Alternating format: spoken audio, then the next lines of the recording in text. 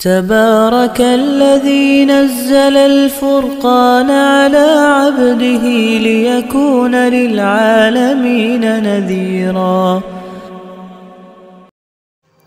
اسلامی تاریخ۔ طائف کے سرداروں کو اسلام کی دعوت۔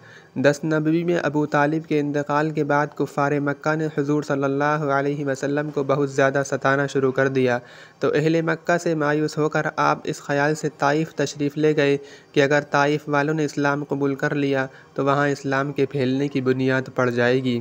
طائف میں بنو ثقیف کا خاندان سب سے بڑا تھا۔ ان کے سردار عبد یالیل، مسعود اور حبیب تھے۔ یہ تینوں بھائی تھے۔ رسول اللہ صلی اللہ علیہ وسلم نے ان تینوں کو اسلام کی دعوت دی۔ ان میں سے ایک نے کہا، اچھا، اللہ نے آپ ہی کو نبی بنا کر بھیجا ہے۔ دوسرا بولا، اللہ کو تمہارے سوا کوئی ملتا ہی نہ تھا جس کو نبی بنا کر بھیجتا۔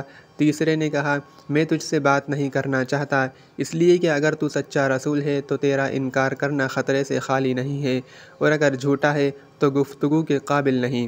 ان سرداروں کی اس سخت گفتگو کے بعد بھی آپ صلی اللہ علیہ وسلم کئی روز تک لوگوں کو اسلام کی دعوت دیتے رہے۔